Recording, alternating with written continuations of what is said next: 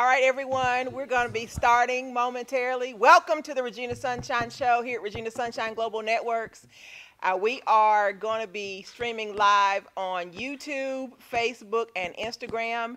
It's probably easiest for you to go to the Facebook stream at Regina Sunshine Robinson and share to your personal pages, unless you just want to stream off of your own device. If you wanted to do that, we have a joystick here in the front that actually has another space for another device. You could stick it on this, see this tripod looking thing here? You can actually stick another device up there. Christine can show you if you want to stream live from yours, or you can share our stream. Other than that, put your phones on vibrate or silent, and we're going to have a good time. And family members, if you want to be able to see their faces, y'all can come around on this side. There's more seats over here. Yeah, y'all can come on around on this side and have a seat. There's Miss Tyra right into. I told you you were fine. You were fine. You're going to be second up, so it's perfect. It's perfect. It's perfect. There are two in the back right there. Yes.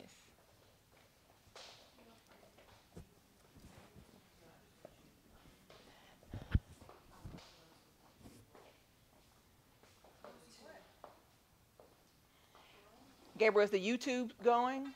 YouTube's going? The main? All right. All right. Yeah, you can go ahead. Awesome. Then we're good. In that title box, have you already started the live stream? You good? Okay. What were you gonna say? Okay. Right now, just have a seat somewhere close by. I'm gonna open the show, and then we're gonna bring you right up. And we're gonna take our. Oh, he's running from you, like he knows it's time to go. We tried him sitting in studio during the shows. Doesn't work because he wants to. Yeah! Hey! Yeah. Hey! Yeah!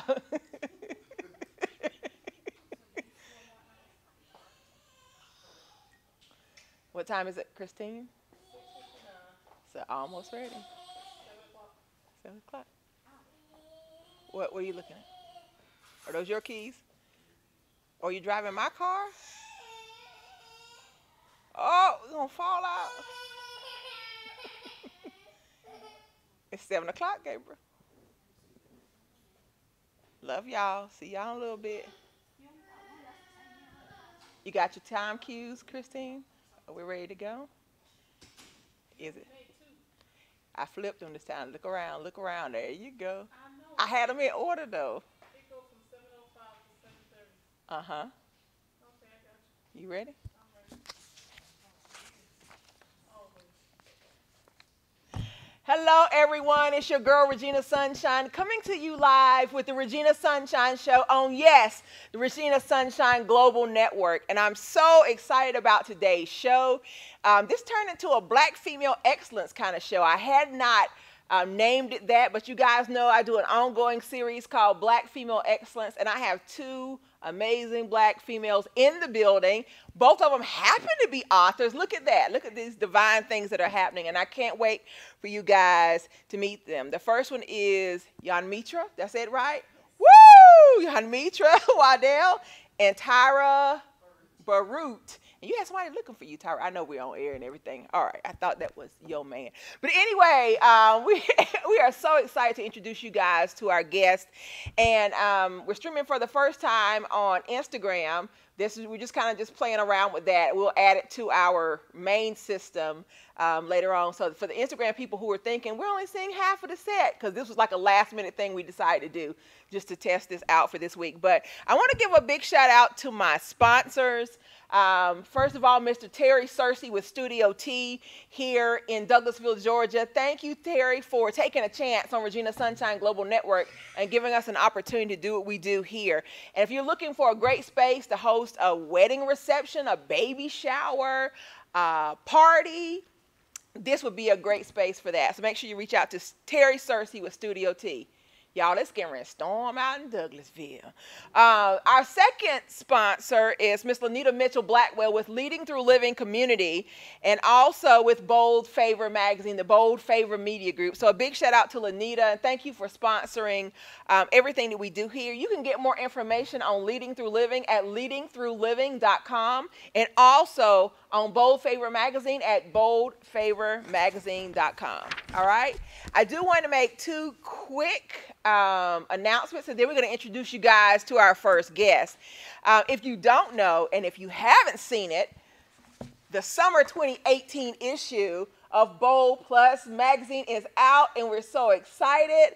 If you don't know, I'm the editor-in-chief of Bold Plus magazine.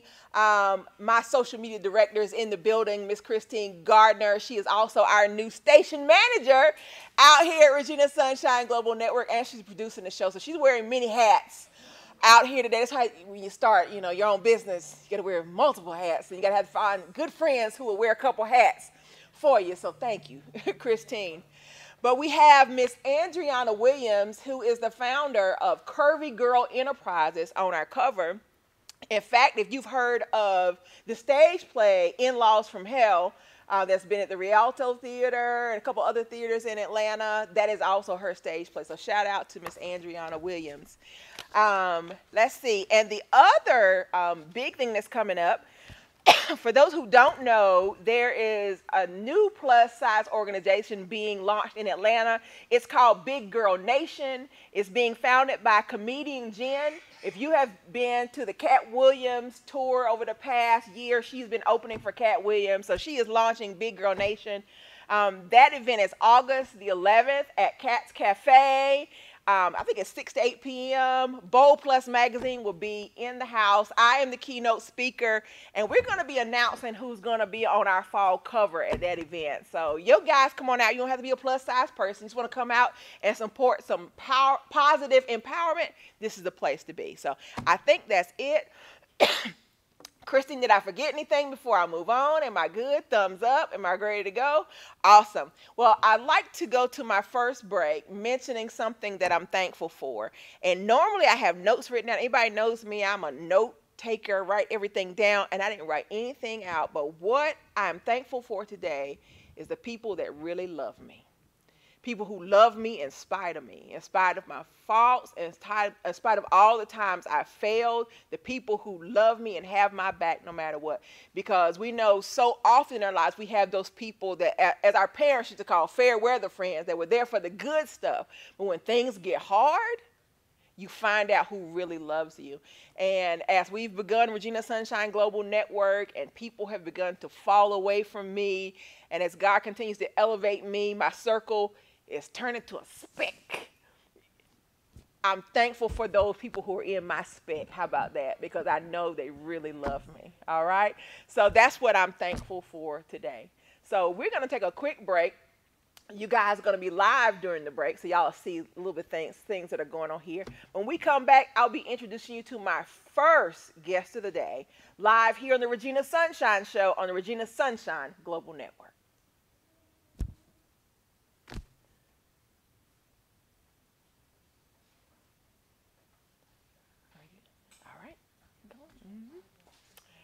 You got your books? Yes. Mm-hmm. Look, you fit into the set. Look at that. I mean, look at the colors. It's like you playing. Yes. Look at it. Look at the picture. Oh, yes. I'm matching. Yes. I'm ready whenever. You ready? You ready? Yes. All right. Well, you guys, welcome back to the Regina Sunshine Show here at the Regina Sunshine Global Network. I'm so excited to have our first guest with me. As I said earlier, I did not name this show as a part of our Black Female Excellence series, but it's so fitting in terms of the two women that are here with me today. So I welcome to the show, Yanmitra Waddell. Woo! Yay! Good job saying it. I might say Miss Waddell from this point on, so I don't have to stumble. Okay. But I'd like to mention how I met someone. And I met you at the first ever Atlanta African American Book Festival. You and your daughter were walking around, and we had the opportunity to talk. Yes. And so that is what I call a divine appointment, a divine connection. Because as you begin to speak and share your story, I knew you were someone that I was supposed to know.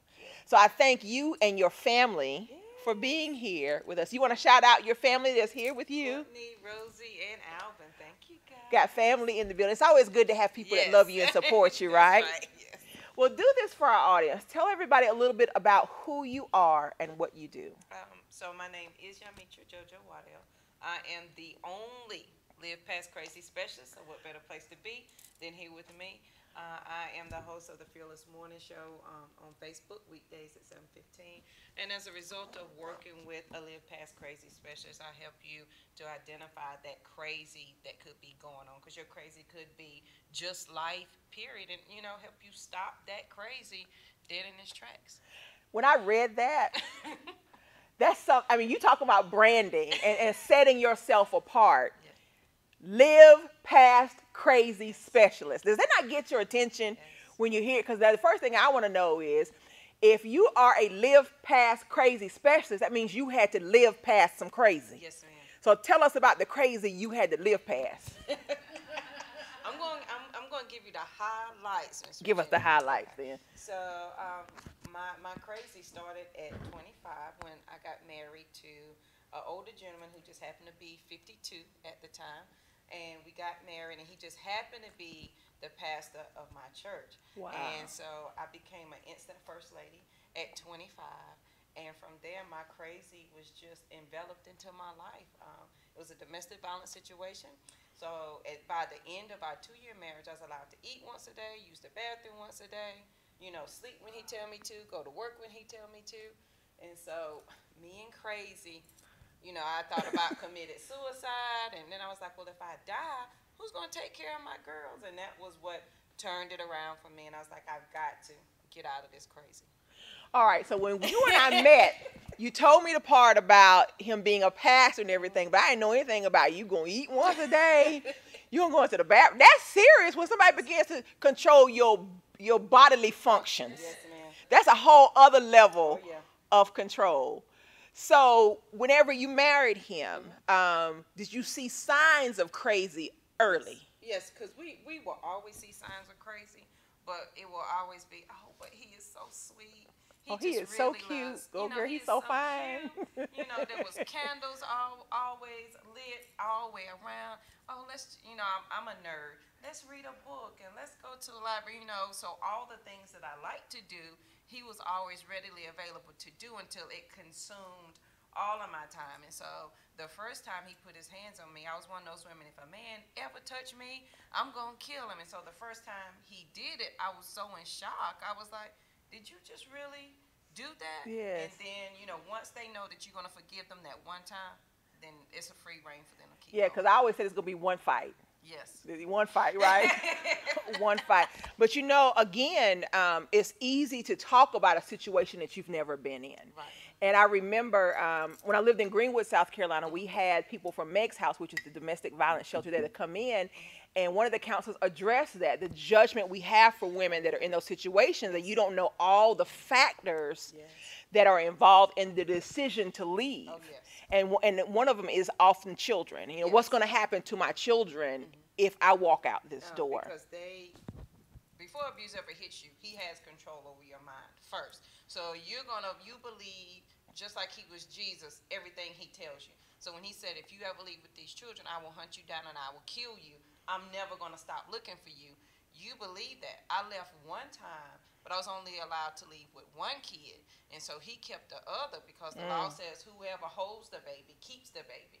And so I couldn't make the police give me the baby back. And so I left, and I was gone for like 2 days. Like, you can't go back. I was like, I can't leave my child either. And so I went back. Wow. Yeah. Now, you mentioned that he was the pastor. Yes. Let's talk about the pastor side of this, because I've even said for so often that as a believer, things that are going on in real life are the things we need to talk about in the Yes. church. Yes. But so often nobody wants to talk about real life, which is why people are living in situations that they don't know how to get out of. Because Right. the one place they should be running to for help has no answers That's correct. for them. So what did that look like to be the first lady and to be in this type of situation? Because nobody knows, you know, I had the big hats, I had the matching outfits, I had the rings, I had the fur coats, I had, you know, everything. Even though he may have just punched me in the eye in his office, and you know, now I got to fix So his in the car office, like in the back of the church. in the back of the church, and you know, he was fix your makeup. So now that's why I hate wearing makeup to this day. Fix your makeup. Now I got to put on makeup and help him fix his collar. And then when he gets to the pulpit, you know, start the service, and he says, "And to my lovely wife, Yamitra, to whom I owe everything. Without her, I'm absolutely nothing." And, you know, all the sweet lady, I call them the sweet sisters in church, say, "Oh, you have the sweetest Oh, husband ever. You are so have the so best." blessed. You And so I was like, yes. y'all have no idea what I'm going through. And, you know, they're taking me to the altar to pray that I become a better wife because I'm a young wife, and they just assume I don't. Well, sister, you need to cook a little bit. And, you know, you need to keep your house. And so they assume I don't know anything, but I can't tell them. You know, because he's been pastoring for over 30 years. Who's going to believe me? You know. So did anyone in the church know? Nobody in the church knew. Not a soul. So. Now see, that's why I'm wondering where the discernment comes in. Yes. Somebody's discernment, if you're really hearing from the Holy Spirit, somebody should have known. Or maybe they did, but they were trying to pretend they Yes. didn't know, or they didn't hear or see what they were seeing. Yeah, that's true. Because a lot of people think it's not their business. Like one time, he literally jerked me out of my shoes on the front porch. I thought I was going to work, and he's like, "Oh, you're not going today." And he jerked me by the back of my shirt and literally left my shoes on the front porch. And my neighbor was standing there smoking a cigarette, and I'm screaming help. And she just turns her head and keeps smoking her cigarette and drinking her coffee like it was. So a lot of people think it's just not their, you know, it's not their place, it's not their business, but you could be saving somebody's life. Absolutely. Yeah.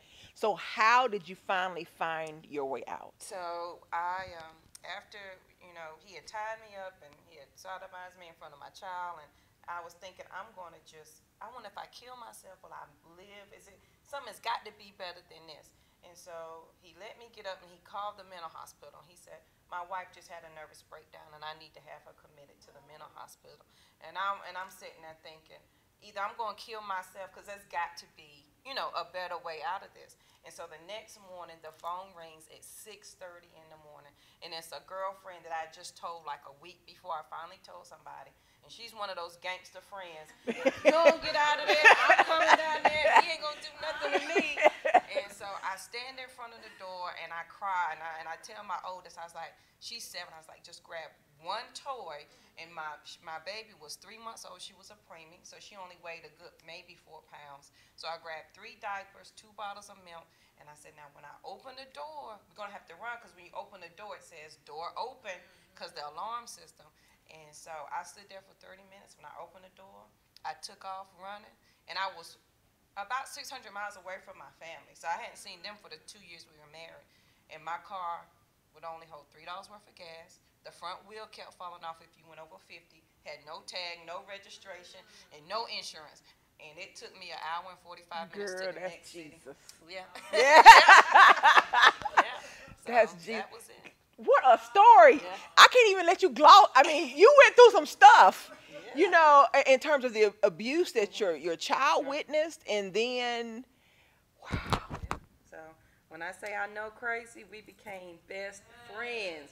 So, you know, what better person to ask how to get past crazy? Absolutely. Well, you know, I remember years ago, Ayanna Van Zant saying that very often we know crazy when we see it, but we're so familiar with Yes. crazy that instead of crossing the street to get away from crazy, we go on up and hug crazy. Yes, we become friends with it. Absolutely. So you're out. Mm-hmm. And now I'm the out. road to recovery. The road to recovery is, you know, is not as easy. You know, you think it's going to be easy, but the depression, I wasn't allowed to hold my youngest daughter. So when she would cry, I would cry because I, you know, wasn't allowed to touch her. I didn't know what to do, you know, going from a shelter to finally living with friends and, you know, working through that, getting a job. And, you know, finally make it represent myself in court because no attorney would help me. So I had to learn the laws and represent myself, and and so we're Where here is this today. movie script? First of all, that's what I mean. Where is this movie script? Is somebody writing this movie script for you? It's a secret. It's a secret.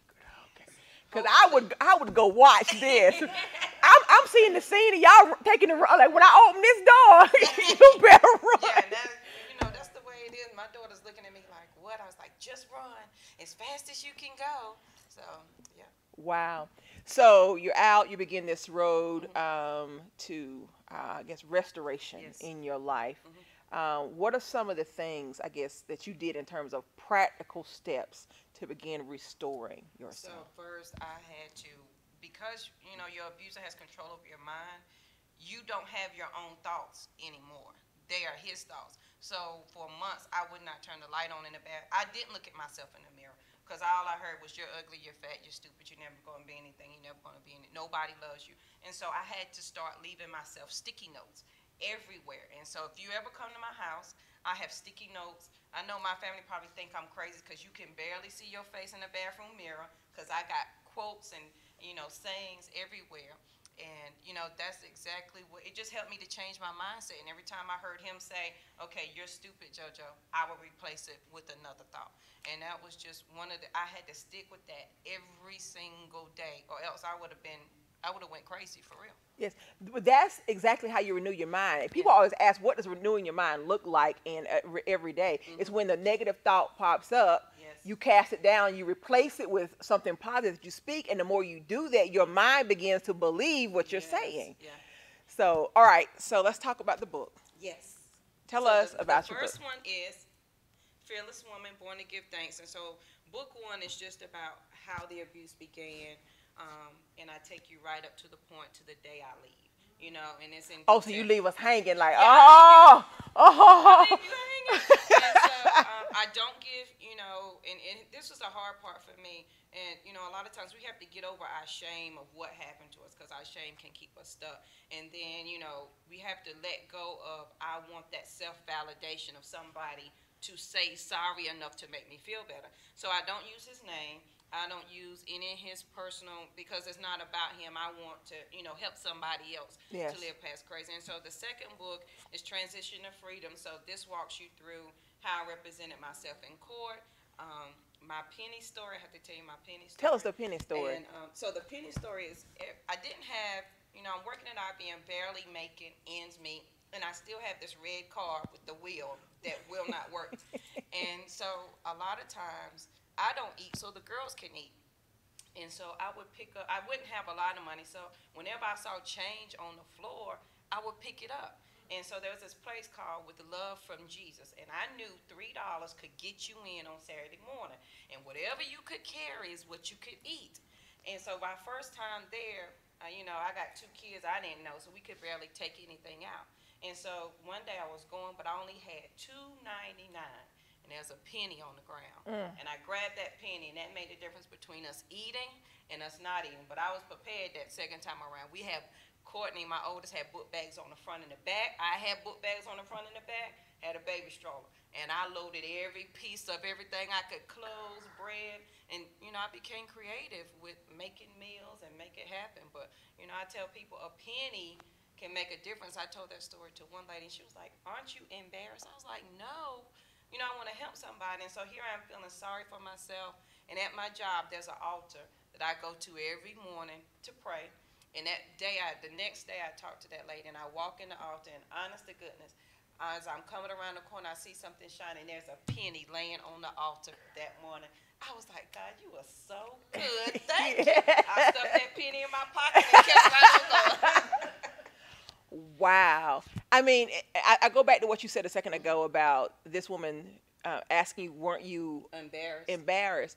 And so I ask you, how is it that you're able to be so transparent? Because not everybody is able to tell the full story. Well, I had to walk. First of all, a lot of counseling, a whole lot of Jesus, because I had to walk through all the feelings of, I don't like him, I hate him, can he die today, can I kill him today, and I had to let go of absolutely all of that. And then when I let go of that, I was able to tell the story and not become attached. I'm just thankful that I went through it, I survived it, and now I'm able to tell it to help somebody else. Well, I just wonder, with you leaving so abruptly, don't the folk in the church wonder why she just yeah. up and left? He told the church that I had kidnapped the children, and so he contacted the FBI and told them I had kidnapped the kids and crossed. So I had to tell the FBI that I hadn't kidnapped the kids, had to tell the police I didn't kidnap the kids. He reported me to social services for sexual abuse to my children, so I had to represent myself for that. So he passed. He all over there. Yeah, because it was my job as his fifth wife. He was still married to wife number 4, was to train wife number 6 as she was coming in. That's why I wasn't allowed to touch my child, because I had to train the new wife coming in so she could be my daughter's mother and hold not up. me. Hold up. Hold up. Hold up. Hold up. Now, so you're wife number 5, Yes. training wife number 6, and he's married to wife number 4. Them church people. Another state. I'm sorry, those church people they knew what was going on. Yeah, I'm there's no in the world all that is going on, and you don't know what's going on. They just decided they were not. But if you met him, if he was to walk through this door today, immaculate, well dressed, well spoken, can sing, preach the paint off the walls, and you would tell me to my face, I'm lying. You would never. And so a lot of people had a hard time. They was like, we try to believe you, but and there's people to this day that just refuse to believe me. They was like, it's absolutely not true. So what about the other wives? Well, the other wife, how I found out is that I was wife number 5 is he had a package delivered. I opened it up, and she had requested a divorce. But by that time, we had been married a little over a year when she requested a divorce from him. So he breaking all kinds of laws. Yes. Mm-hmm. Wow. Yeah. So your organization, Yes. Be Fearless. Yes. Tell us about Be Fearless. So Be Fearless is a new nonprofit. We just started February last year, so we're just getting started. And so we help ladies of domestic violence and truly any woman living in crazy, whatever your crazy may be. Girl, I love that. I love that. So we help you transition your thinking from victim to survivor to eventually overcomer. Because if I stay in victim mentality, I'm never going to take responsibility for getting over it. And once I get in survivor mentality, I'm just pushing every day to survive. Mm-hmm. But once I become into that overcomer mentality, I done left all them other stages alone. I can step away from it, and now I can help somebody else and not be like, girl, let me tell you, and put my own spin on it. Yes. And so you work with women that are dealing with whatever their crazy is. Yes. What are some of the types of crazy you are helping women with? So your crazy could be, as women we wear a lot of hats. So your crazy could be, I'm a wife, I'm a mother, I got 2 or 3 jobs, I'm starting my own business, and I have no idea who I am anymore. And then it's just going, and if I don't stop, I'm going to pass out. Because my crazy, after I left my abuser, was I'm a single parent, I got 2 girls, I'm going to school to get my master's degree, my family 300 miles away, and it landed me in the hospital. And people were thinking, oh, you're dying. No, my body was stressed out, and it was shutting down. And so crazy could be whatever is taking over your life, for that day or for that moment. Now, because of what you've overcome, do you find that, I guess, that you have more women who are coming to you about domestic abuse? Yeah. And I have to be very careful, because they'll say, hey, I really want to talk to you. I'm not a counselor, but I understand every step of your journey because when I first left my abuser, I still protected him. I was like, oh, don't talk bad about him, or I don't want to do that because he's been in the ministry for 30 years. And so I walked through everything, every spectrum of how they're feeling, from the depression to suicide to all of it. And so I think sometimes we don't need the judgment. We just need somebody to listen. So with the nonprofit, is it, what type of services, I guess, do you provide? I do one-on-one coaching to help people live past crazy. And right now we are just working on, I got a few programs that I have coming up, and hopefully we will transition into transitional living, because I had to live in a shelter, and it's just, you don't know humble until you have to ask somebody, can I have some underwear and a toothbrush and a comb, because you don't have it. Can I have, everything that you normally reach for, I didn't have because I left with the clothes on my back. And so just to provide a space for them so that they don't feel that judgment, that stigma, because sometimes you go in those homes and the lady says, here's your bag, this is your room, and then, you're picking up, I'm already on 10,000, and then you're being rude to me at the same time. So just to provide a safe place for them. So I guess that is the dream, because I was going to ask, what is your overall Yeah. dream and vision Yeah. for the organization? So it's to have your home own for their- transitional yeah. home. Mhm. I can see this being something that needs to be, Yeah. you start with one home. Yes. Like I think about Mercy Ministries when they started their homes for girls that were, pregnant, then it, ended up being for girls who were, self-abusing and Yeah. also other stuff. And you start with one home, and what happens? Yeah. Then another city hears about your home, and they're like, we need one of those here. Will you Yes. come here? And it ends up being something Yeah. that kind of spreads. That's the big, Lord willing, that's the big dream and the big goal, because people, you'll be surprised that people. And here I'm working in corporate America, and people, didn't. I'm having to explain. Oh, I tripped and fell. I'm having to explain the bruises, and So it's not just your everyday woman; it's your corporate woman, your corporate worker too. Well, I guess at least this question, I guess, because we talked earlier about how some people don't want to get involved or whatever.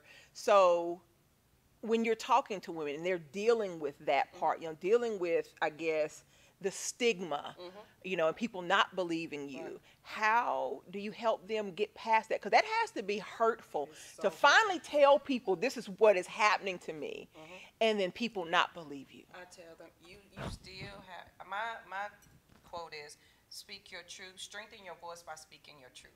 You tell the truth. The truth never changes. You can wake me up in the middle of the night and I can tell you this story in my sleep because it's the truth. And what you'll find is your abuser's going to have a different story, people's going to have a different story. So you got to know, even when you don't know, that your truth is the truth, and you just got to keep telling. And one of the things that I used to say, and I'm not ashamed, I don't think for 2 years I took a bath. When I was allowed to take a bath, I would just stand in the shower and say, I know I'm not crazy. I know I'm not crazy. I know I'm not crazy. And that's what kept my sanity about me. But you got to believe that it's not your fault. There's nothing you're going to be able to do to change it. And he's not, and it's not going to make him any better. In terms of your children, you said one of your daughters was old enough Yes. to have witnessed some of the abuse. Yes. How have you helped her in dealing with that? Well, one, leaving, because she was 7 when we left. And we definitely had to go through counseling because that's just, how do you explain it? And then I had to realize, if she sees that if it's okay for mommy, then it's going to be okay for me. And you got to listen to your children, because at 5, she was like, Mommy, don't marry this man. He's mean. And I was like, oh, you don't know. She was like, no, he's mean. Don't marry him at 5. And I didn't listen. And you think you're protecting your children. Like, she stayed locked up in her room for those 2 years. She was allowed to come out for dinner, if we went to church.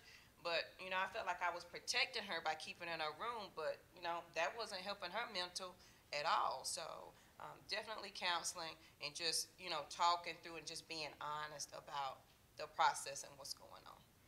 Now, when we talk about, I guess, abuse on a younger scale, because we're seeing more and more, I don't think that it's new, but it's just people are talking more about teen violence. Is that something that you've been able to address? Do you have young girls or people who refer young girls to you? The younger girls, first of all, they're like, oh, well, you're old, what do you know? The words never change. I don't care how old or how young you are. If you tell me you're 16 and your boyfriend is abusive, I can tell you word for word what he's saying. Only thing that changes is you. He's not going to change. The words he says doesn't change. And so for the younger girls, it's just being very honest and upfront with them and telling them, hey, number one, he doesn't love you. And then showing them the cycle, how it happens, because they go through a 2-week cycling process. And, just letting them see it for themselves. Tell us about the 2-week cycling process. The 2-week cycling process is, oh, I love you. You're the best thing ever. I love being married to you. And then by the end of that week, I've done something he didn't like. I cooked his favorite meal, and it was the cube steak with peppers and onions. Well, I cooked the peppers and onions first before I cooked the cube steak, and he didn't like it, so he threw it all in the trash and told me to cook the meal again. But I couldn't go to the grocery store, and I couldn't get the meat out of the trash, and I couldn't get a new frying pan, but he wanted the same meal again.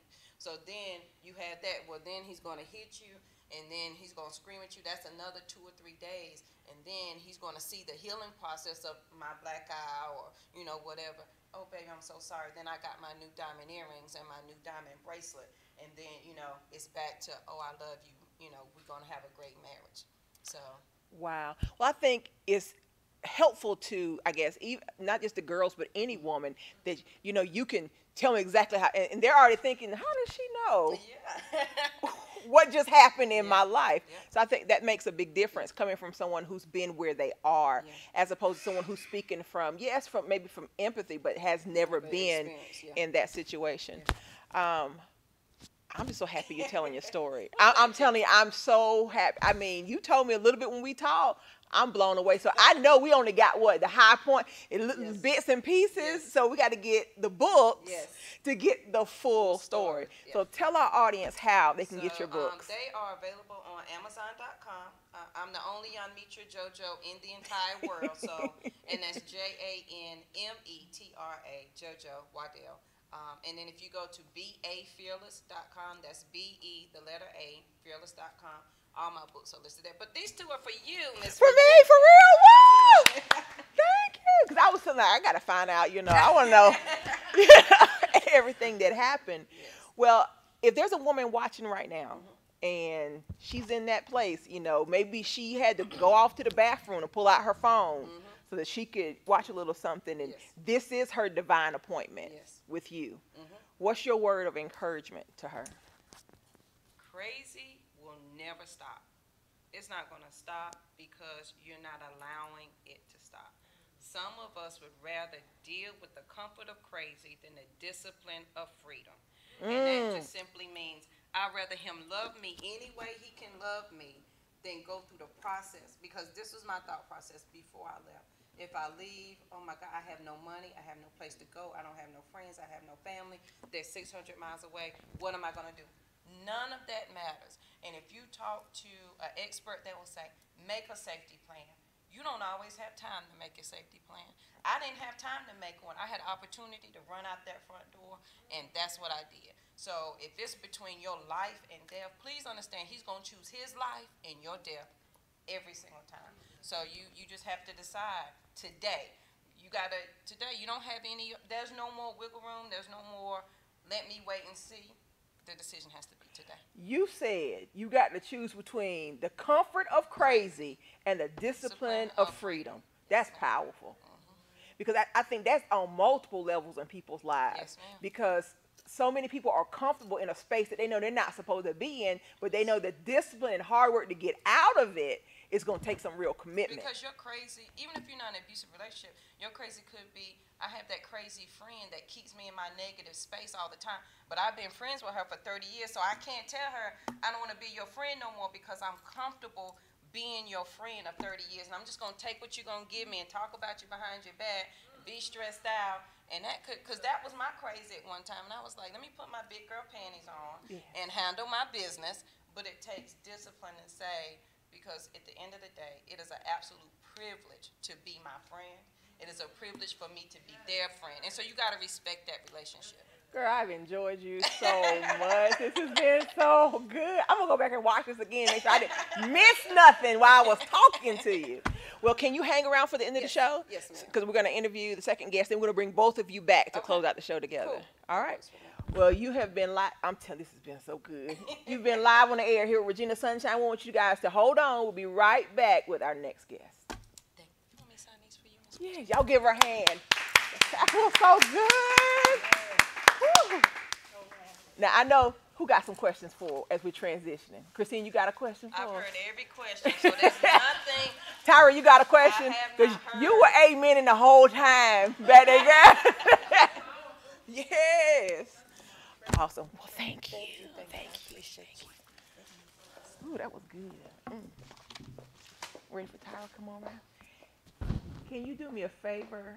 No, I was talking to Christine, and my phone that has the Instagram on it, it just occurred to me that I cut my volume on the side off. I want to see if you look around the front. Does anybody say anything about the volume being off? You know, I see a thumbs up or something. Yeah, this is my old. Just waving. Okay. You take it off the thing unless Let's make sure, and we'll park it back up there. I thought I saw some skinny pop over there. I was going to get me some skinny pop. That was good. All right, listen. I was going to say, take it off for a second. Let me just make sure. I didn't want it to. I guess it's not going to ring or anything while we're on air. You know that button on the side? You have an iPhone, don't you? What's up? Huh? What's up? Was that what you mean? Who's right here? Well, I mean, so the thing is flipped on the side here. Oh, No, right here. Let me show you what I'm saying. See that little button? See, I sound it. I know sometimes on Facebook Live when I have that, the sound will be. Okay, So yeah. okay. All right, so you can put it back. You come on around, Tyra. You hear what I said, Tiny? Yes, ma'am. I said I thought you had some skinny pop over there. I got all excited when you came through the door. I said, Well, oh. I got some smart popcorn and I got cheese. You like cheese? Yeah, but I ain't gonna chew them right now on air because I. Oh, Yeah. yes, ma'am. And I put here's the green tea. Here's the green tea. Yeah, I'll give you that phone. See, this is my crazy. She beat me right now, ma'am. Man, what the hell she beats me? Stop beating me. You must That story was just, oh. Mhm. Ooh. Were you planning on? You gonna stream or something? No, she I just want to take this one picture. Okay. All right. Yeah, because I was gonna tell you, we got that joystick that has another. You see, has multiple phone okay. things. All right, are we straight? Well, welcome back to the Regina Sunshine Show here on the Regina Sunshine Global Network, and I'm so excited to have my second guest of the day with us. And this is very rare I only have two guests, but I understand why now, Lord. See how you work things out? Because we have full stories that need to be told on here today. Welcome to the show, Tyra Barut. Baruti. Baruti. There we go. I'm going to say just Tyra from now on. Okay, I'd like to mention again how I met someone. And I actually met you at Conquer Worldwide. I went down there for one thing, ended up being something different. Surprises anytime Dr. Robert Watkins is in the building. So had the opportunity to meet you, and you're here today. So I'm so excited to have you here. I'm super excited. Yes. So tell our audience a little bit about who you are and what you do. Yeah, so my name is Tyra Baruti. I am an author of a book called Pray, Plan, and Profit. I am a business owner, a credit repair expert, business consultant, and an investor. That's who I am. I love all of that because at some point in our lives, we've all needed some of that in our lives. And still do. So let's go back. So how did you get into, because everything I'm hearing is finances, finances and business. How did you find yourself in those fields? Well, I can remember working as a paralegal and always wanting to go to law school. Always did good in debating and arguing and say, you know what, I'm going to be a lawyer. And when I was working for an attorney in Columbus, Georgia, Yes. He's now a judge, but I worked for an attorney, and he was so frustrated with his job, just the hustle and bustle. And I think that seeing that frustration, he encouraged me. He said, go to school and get your business degree, own your own business. He liked the entrepreneur part of owning his own practice, but the actual day-to-day practice he didn't like. Yes. So I said, well, let me try this business school out. So I went to school and got my MBA. And once I got my MBA, I knew instantly that I would work for myself. I just didn't know doing what. Doing and what? So I was confused for so long trying to figure out exactly what I was supposed to be doing. But eventually I got aligned and what God had planned for me, and that's when I began to prosper. Yeah. Well, I love the fact that you're an MBA that actually is an entrepreneur. Because so often we don't piece the two of those together. You have an MBA that's working in someone else's business. And so, and I actually heard someone say once, how can you be a master in business if you haven't owned a business? And so you put those two together and it's a powerful combination. I mean, it's so powerful because before starting my own business, I helped my ex-husband and so many other people start their own company. And so, of course, with an MBA, most people who graduate college with an MBA, they end up being the chief operating officer, the chief financial officer, never typically the CEO. And so when I started helping them operate, their businesses, I started to see that I liked the operation part, but I also didn't like the fact of the structure. I didn't like the fact that someone could tell me what time I had to come back off a lunch break. Yeah. Like, it's my time. God gave me this time. Yes. And I only get an hour of lunch. So I would find myself working for companies and going on lunch break and not wanting to come back. Oh my goodness. Sometimes I not have coming been back. there. I have done that. I have.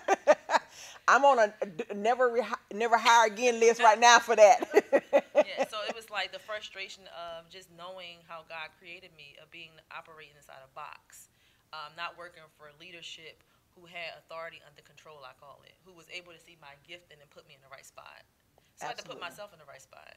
Absolutely. Yeah. So how did you make that transition? Because for a lot of people, they have, the want to be an entrepreneur, but actually taking that step and Yeah. stepping out and doing something about it is something different. That's good. So I was actually, it was so funny listening to her story. It was so amazing because I was also married, and I was in an emotionally abusive relationship. It didn't get physical, but it almost got there. It was like on the ledge of physical. And when I was working, I was also, working for a company, but I was married to a doctor. So I didn't have to worry about money. And so I always did stuff as a side hustle. But it got to a point where the abuse got so extreme that I ended up walking away. So I left like her, a similar story with my two girls. I was getting emotional hearing her story and seeing her two beautiful daughters. So I walked away with a 5-year-old and a 3-year-old at the time with $0 to my name, a trash bag full of clothes, no family in sight. And I didn't know where I was going. I didn't know how I was going to get there, but I walked away. And what I did, I was doing people's credit, and it instantly became a full-time because I had no choice to at that point. So I was kind of pushed out there as an entrepreneur. I said, okay, now, God, I was in my still time, and I'm like, okay, what am I supposed to do now? I have two children who's looking at me, who's hungry. I have to feed them. I'm responsible, but I have $0 to my name. I know I don't want to work for a company. What do you want me to do? And instantly, he started sending me clients. I was too depressed to market. It was supernatural. I got to give him all the credit. Yes. I was too depressed and too broken to market or go find clients, but they found me. And clients will start to come, and then before you know it, I grew a 6-figure business in less than 12 months. That's what's up. Well, I tell people all the time, if you step out and do what God has told you to do, that action of faith, I tell people, faith is an action word.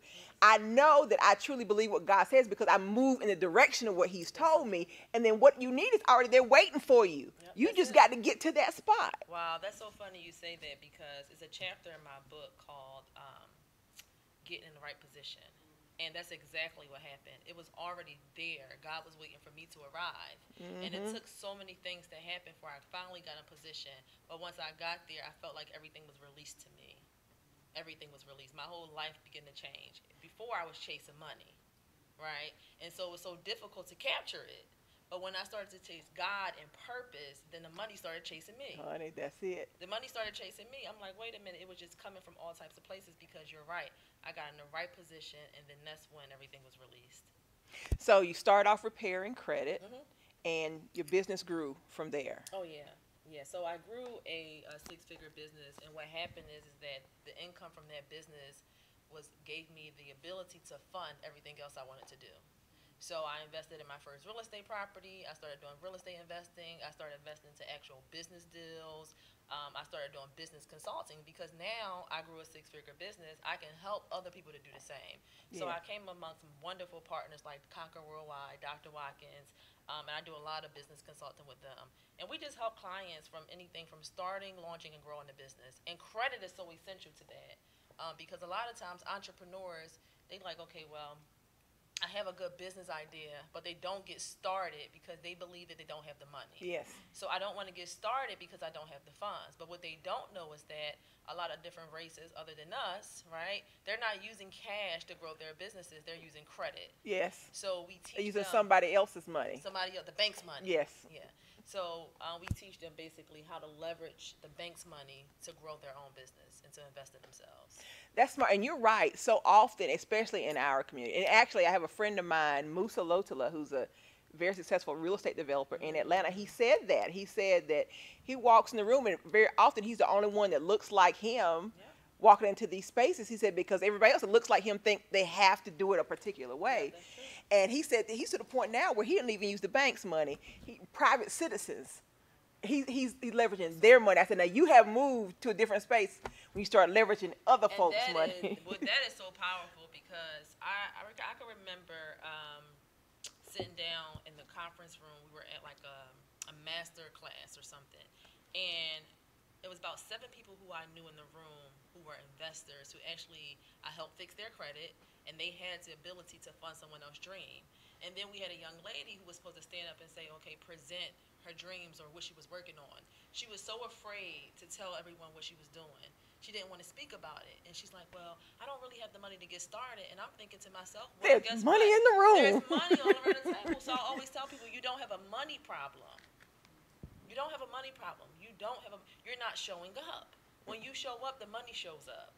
When you show up, the money shows up. Did she realize what space she was in? She had no idea. Most people don't, because most of the investors I know, like you said, who are private investors, are everyday people like us. They don't always look like they have money. Yes. They don't always look like it. Those are the people who really got money. That's The folk true. that don't look like they got new money. Oh, that's the truth. And I'll tell you, I can testify to that. I sit down with clients every day who have brand new cars, Range Rovers, $5,000 bags with 400 credit scores. Mm. And Then it's not somebody- to shame them, yeah. but it's the truth. Money don't always look like money. Well, you know, since you're mentioning that, I remember someone talking about, especially in our community, we tend to wear our wealth or we want to show, whereas other communities, they're taught That's so true. to put it in other places. How do we break that? I think is the most important thing is to start when our kids are young. Dinner time conversations. We need to teach them about credit at an early age. We don't wait until they're 21 and they're in college. And they got that first credit card in the mail. And then they come to us and then we're trying to get them out of debt. We teach them, because what they don't understand is that a child can start building their credit from the age of about 17. If you have a credit card and you're responsible on it, you make that child an authorized user, because the first instance they check their credit, it'll be in the 700s. Wow, I If heard they're someone going else right by say a that credit same card. thing, the Yeah, exact so same I thing. mean, I actually consulted with the young lady. She's about 21, and I pulled her credit because she's trying to start her own business, and she had a 700 credit score. And I she said, was doing nothing. with no debt, because her father, and she was African American, but her father, he's a business owner, and he had an American Express credit card that he was taking care of, keeping the balance paid on time and keeping the balance taken care of. And he added her as an authorized user, so all of his history transferred onto her credit profile, which caused her score to be in the 700s at 21 years old, and she can walk in the bank and leverage the bank's money to grow her own business. So did she listen to you? Oh, she did. All right. Sometimes folk don't listen. You have all the good information. People still are like, nah, that's okay. She listened. So I'm looking forward to see what's going to happen in her life. And the good thing is that she's a college student, but she's not taking out any student loans, so she has no debt. That's what's up. Yeah, That's what's up. Yeah. So how did you transition from what you do in business to writing your book? So I always knew God told me that he wanted me to write a book. And I can remember writing a book, and it was called Credit, What They Never Taught Us. And I wrote the full book, but it wasn't the time. So sometimes you can have a good idea, but timing is so important. And so for me, I always had a really good ear to hear what God was saying. Not what he said, but what he was saying at the time. And so I can remember getting writer's block as I was completing my book. And I said, okay, God, well, if this is what I'm supposed to be doing, it shouldn't be this difficult. And then I stopped and I paused. I said, you know what? If this is not what I'm supposed to be doing, I'm going to pause for a moment. And then I started typing, and this just came out. Like, I literally wrote this book in probably about 3 days. That's what's up. That's what I call a God's handbook. That's it. I remember I read the book, The Greatest Miracle in the World by Og Mandino, and he talks about books that are written by the Holy Spirit. You just happen to be the vessel that's writing them. That's it. And I had the same experience with my book. I told somebody it was like I was playing a piano. And I would go back and be like, where'd that come from? I didn't write that. That's it. I mean, that's the easiest way to explain it, because it just flows. It's like it's coming from a place, and then I'm not this wise. You know, when I went back and read it, I said, I'm not that wise. I can't be that smart. But, I mean, it's just practical ways. And it goes back from what I did when I can remember literally having $0 to my name. And if you want to know what rock bottom is, you try having 2 innocent kids looking at you and not knowing how you're going to feed them. That's rock bottom. And I was at that place, and I can remember going back and saying, okay, how did I come about that place? And I used these principles. So that's why I wrote the book. Isn't it interesting that God is preparing us for something even when we have no idea? You know, even with this book, I tell people when I raised my son Gabriel, the principles I used to raise him are in this book. I didn't know at the point he was the guinea pig for everything that was happening. I was just doing the best that I could and following God's leading. And then he said, "Oh, you already got the book." That's it. It was already inside of you. Already inside of you. So tell us why the name of the book is what it is. Man, so it's called Pray, Plan, and Profit. This is the actual book because I have a workbook as well. It's basically Hold it up. Hold it up. Yeah, I had so many people that would come to me and say, okay, well, asking me for business advice. And I'm like, okay, let me just jot this down so they can really get the practical side of what I did. So it's a guide to help you pray over your business because in everything, God comes first. I made him the CEO of my business. That's how I grew my profits. That's how I made 6-figure, and that's how I'm on my way to 7. Yes. Because I literally made him the CEO of my business. Before I did a deal, before I did an agreement, I consulted with him. I had one-on-one consultations with God. So it's a guide to help you pray over your business and grow your profits. And let me not skip the part, plan for success, because success doesn't just happen by accident. You don't just wake up one day and have 6 figures, or you don't have a successful business or have employees. You have to plan it. You have to write it down and be intentional. Yes. I'm glad you started off with pray. I've had conversations recently about not what's the word? I want to make sure I'm getting this right. Staying in God's will and staying in line with God's word, even when it isn't popular. Even when the world would tell you to go in a different direction. And, it's interesting. My business coach, Lanita told me about 2 weeks ago, she said there are things that are coming that you're going to have to be aware that you stay in God's will no matter what happens. She said, and I promise you, you won't be overlooked. It may look like you're being overlooked. She says, but God will bless you for your obedience. And so when you said that about praying, it hit me again. All right. It helped me again. And I mean, it's the most powerful part of all that, what you just said, is that what he does is he will allow you to be in a process for a while because he's working on you. He's strengthening you. He's showing you things. He's showing you the people around you, like you mentioned earlier. But when you get there, people are going to know it's because of him and the supernatural. Yes. Because it's a difference between a business in the world and a kingdom business. Yes. So when you build in a kingdom business, you don't have to have Thank you, Lord, marketing for confirmation. strategies that the world uses. You don't have to compete with everyone else is doing on social media. You stay in your lane. It's a chapter in my book called Stay in Your Lane. You avoid accidents. You stay focused on exactly what he told you to do, and he will do exceedingly and abundantly, like he said. Girl, yes. Was that not confirmation for us, Christine? Yeah,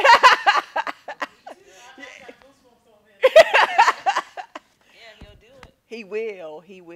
Well, tell us about the workbook, because you got a workbook here as well. Oh my God, the workbook is so exciting because after I did the book, I had so many people saying, okay, well, I need more. I need to know exactly how to plan. So I said, okay, well, this is actually prayers.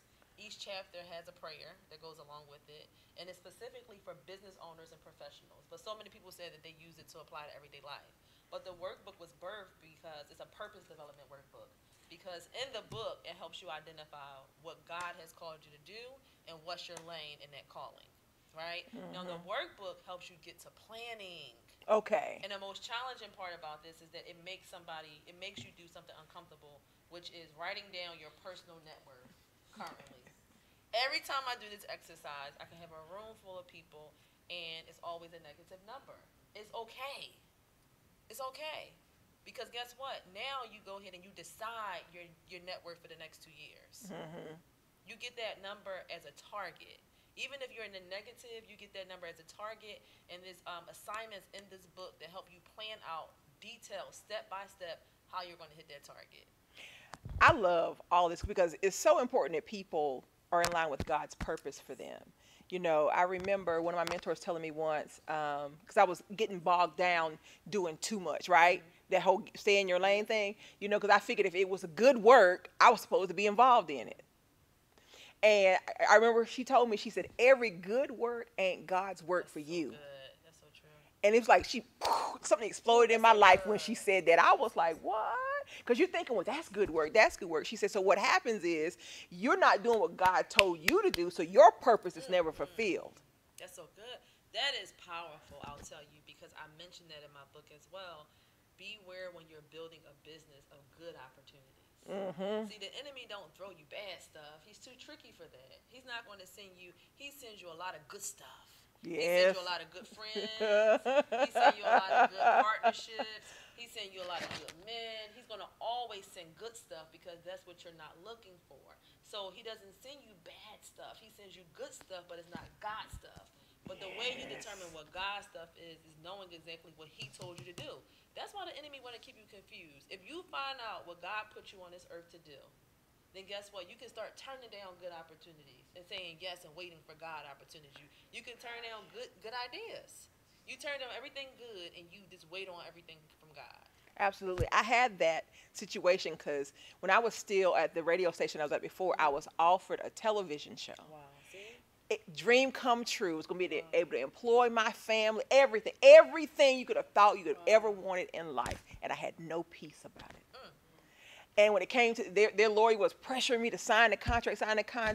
You know, I had to email my pastor. Pastor, tell me what to do. He wouldn't even respond because he was like, you know what? He wouldn't. And I was like, they ain't even right. He ain't answering me. And I remember telling my son, I said, I'm getting fast everything. I'm cutting everything off, my phone, everything. I said, because I need to make sure I'm hearing from God. And I went to sleep, and in the dream, I heard God say, where God is, there's peace. That's it. And I woke up and I knew because I had no peace that he wasn't in it. And what I found out later is that contract, the thing, the between, you know, those little, all the stuff in there, everything I had, they were going to own. Everything I already owned for my businesses, my logos, everything. They had worded it in such a way that they would own me. I would never be able to work for another station, all of that stuff. And I remember calling my mom, and I know I'm taking an extra, I got to tell this, I remember calling my mama because I'm so disappointed, right? You know, mama, we ain't got this good opportunity. We ain't going to be able to do this. And I told her, I'm in tears, and she said, hallelujah, praise the Lord. I'm like, she said, all I need to know is you heard from God and you were obedient. She said, and I promise you, everything you want, he'll send you in his time. Wow, that's good. And so now we're starting our own network out here, Regina Sunshine Global Network. Yes. Wow, that's obedience. Yes. That is But you're right. It's good stuff. Stuff that looks so attractive to us. Good stuff. And that's why I'll just say it again. The most important thing you can do is to figure out what your purpose is and then develop a plan around that.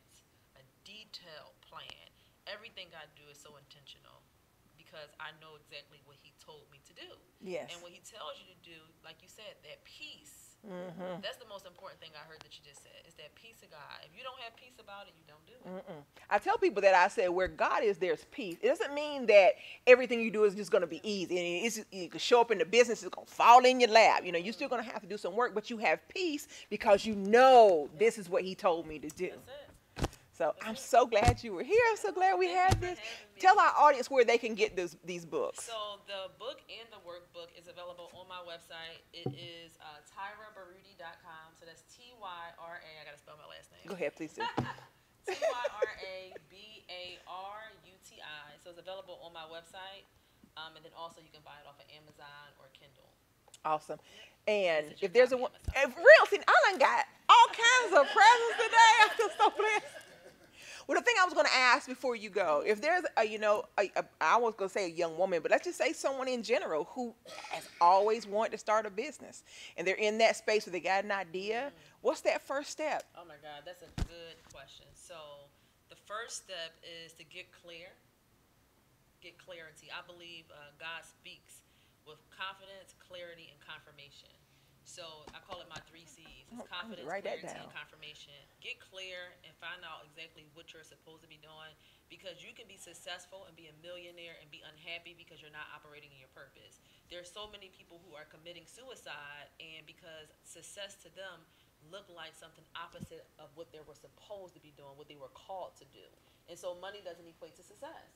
So figure out exactly what you're supposed to be doing, get clear on that, and then invest in yourself and pay for people that know what you don't know. That's the biggest thing. Oh, that's a good one. That's the the biggest thing, because most of the people will come in and they'll say, well, I need this, I want legal advice, I need this, I don't know it, and they'll use Google. But let me tell you something. Google does not suffice for years of experience and schooling. It doesn't. The things that I learned in business by practicing business, was not from my MBA program, and it was not from Google. You can't Google it. You have to pay and sit down with people who know, invest in yourself. Find people who are trusted, who have experience, who maybe be a referral, someone you know where it worked for them. That's the key. Because someone can't sell you something if it's not working in their life. And then you invest in yourself and you sit down with them and you ask them to show you what you need to do. Absolutely. That's it. That's good advice. Yep. Well, we're going to take a quick break, All right. and we're going to bring our first guest back, and we're going to all close out the show together. Okay. Sound good? That We'll sounds be right back here on the Regina Sunshine Show at, yes, the Regina Sunshine Global Network. Yes. Good job. That was good. That was so good. That was so That's good. That was so good. If you does the family want to come on? Oh, she said kids are not allowed on camera. They look just like her. They're so beautiful. You're doing a great job. Did your husband want to come on with you? You want to come on? You sure? Not kids. Okay. I know Well, y'all- slide on over. At least the youngest one. Come check. This camera is this. The Instagram is dark. It says Don, you got a battery dying, I think. Yeah. But we're good everywhere else. So Oh, your battery yeah, is on 20%. that's fine. We're almost done. Is that what it was? Did you? That's what it was. Oh, they said the video ended. Okay. It stopped? Yeah, that's fine. They got the first part. Like I said, we're going to load Instagram to the other system, so we'll have it all. Now, are everybody in the shot? Is the shot good? Courtney stepped in. We're good? She is media. All right. We ready? You want to take a picture first? Okay.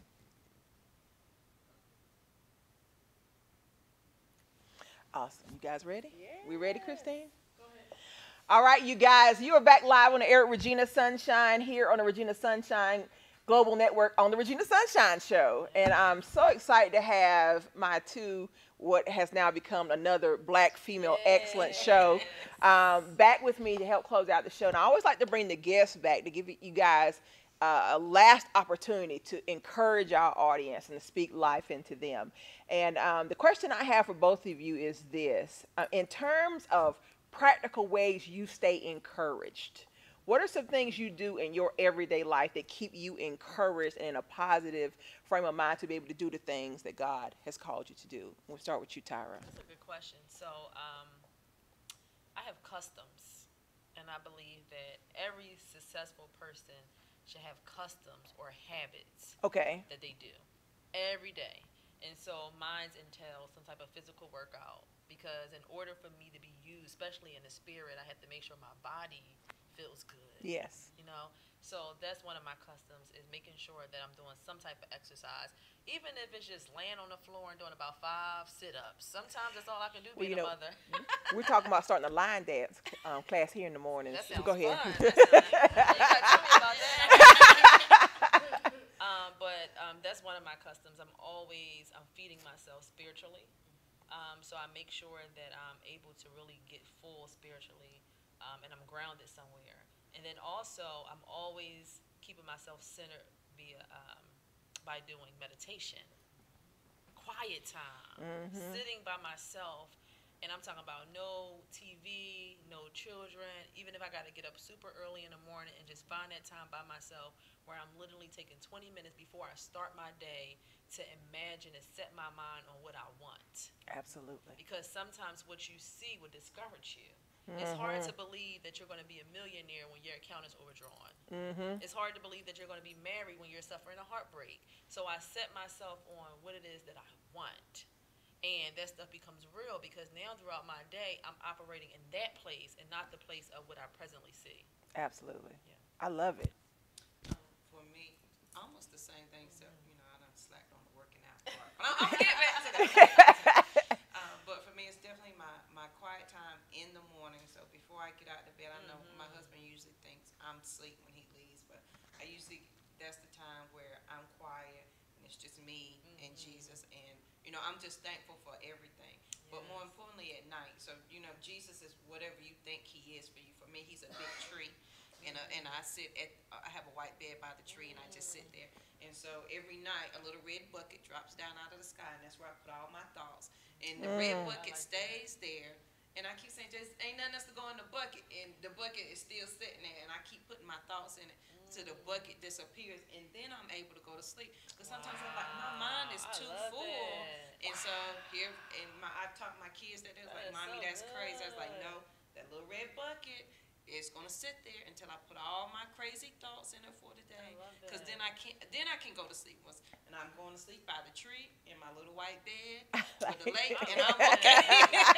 I love so that. it's just having that self talk and that quiet time. And when I get up after I have the quiet time, my mantra for me, because I hated looking in the mirror, was to look in the mirror and say, "I look good, I feel good, I am good." There you While go. I'm brushing my teeth. Yeah. I love that. I love that. That's Well, I want to ask you, Miss Waddell, specifically, since your story is so much centered around, I guess, what happened to you in your first marriage. How does it feel now to be married again? And Girl, first of all, supportive husband. yes. yeah, very supportive husband, and he is very patient. Please understand. Because I was single for so long and I got set in my ways. It has been, he thinks marriage has been wonderful. It's been an extreme growing experience for me because, I'm used to my way, me being, and so I've done a lot of self-growing where I've watched my mouth and, because I grew up in a home with very strong women, and to finally have a husband that's supportive and the head of the household, I was like, now, Jesus, I ain't about to be about this submission. I ain't, and what I didn't know, and I shared this with him, is for years before I even met him, is the Lord had me reading marriage books, and they were always coming up and watching marriage. Yeah. And I was like, why Dr. Monroe keep coming up with that marriage video? And here I am listening to it anyway, buying the marriage books. And so that kind of helped me, but the day, maybe a week before he asked me out, I was like, you know what, Jesus, I'm kind of okay being single. You know how you got your side of the bed set up with your books, your and my kids That's so like, real. Move Jesus off your pillow. I was like, whatever. So I was ready to be single, and then, here he come, and he was very, look at here, Miss Waddell. I want to date you. Do you want to date me? I was like, excuse me. But he's very supportive. So. That's awesome. I had, especially because of your past and your your story. Some people think that because of that I'm never gonna find love again. I'm never gonna find that. Yes. You have to forgive, and then it's not his fault. So I can't make him responsible. But I also let him know my triggers. Like, I can't handle loud noises. If I'm in one room and you slam a book, my kids know I'm on 10,000 instantaneously.